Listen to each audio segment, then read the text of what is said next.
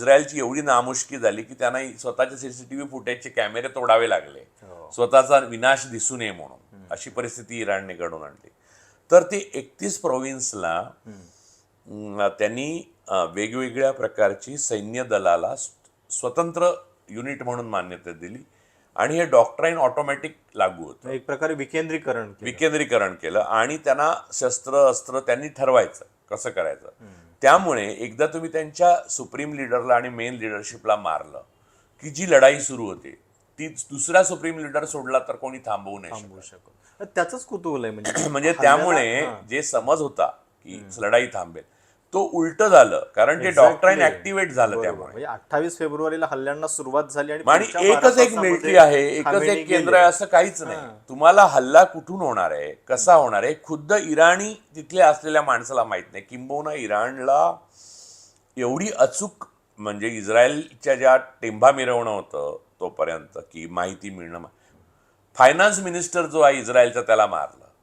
एवढेच काय तर हजारो अमेरिकन सैनिक बळी पडले. पण हे जे मिलिटरीचं यश आहे आणि बहारीन, कतार, सौदी अरेबिया एकाच वेळेला 9 देशांमध्ये हाहाकार माजवला. हे जे यश आहे मिलिटरीचं ते या डॉक्ट्राईनमध्ये आहे की 31 वेगवेगळे युनिट्स एकाच वेळेला ऍक्टिव्हेट झालेले आहेत आणि तुमच्या हातात काहीच उरलेलं नाही आहे.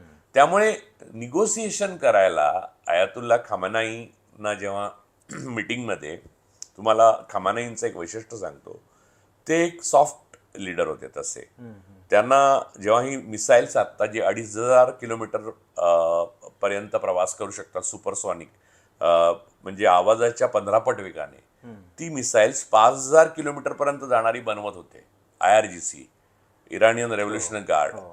पण खमेनींनी मध्यस्थी करून सांगितलं नाही, एवढी मोठी नको बनवायला, जेवढं जास्त शस्त्रबळ आपण वाढवू तेवढी खुमखुमी वाढते. आपण बेसिकली शांततेसाठी प्रयत्न करू, डिप्लोमसीसाठी प्रयत्न करू. म्हणून त्यांनी ते लिमिट 2500 ठेवलं. त्यांनी 5000 होऊ दिलं असतं तर काय आलं असतं त्याचा विचार कर. पण आता ते सगळं तुम्ही बूच उघडलं त्या बाटलीचं, आता ते भूत बाहेर पडलं. आता इराणने असं का मान्य करावं की आम्ही न्यूक्लिअर पॉवर होणार नाही, कारण इस्रायल जर न्यूक्लिअर पॉवर आहे तर इराणने का होऊ नये. बरं, एक जोक आलाय त्याच्यावरनं. ट्रम्पना कोणीतरी विचारतं की तुम्ही इराणवर हल्ला का केला, तर ट्रम्प म्हणतो त्यांच्याकडे न्यूक्लिअर पॉवर होईल अशी आम्हाला भीती वाटते. रशिया काय नाही, पण मग त्यांना विचारलं नॉर्थ कोरियावर का नाही करत, कारण त्यांच्याकडे न्यूक्लिअर पॉवर आहे म्हणून. हे युद्ध अमेरिकेने हरलेलं आहे, इस्रायलचा विनाश झालेला आहे आणि तो अजून होणार.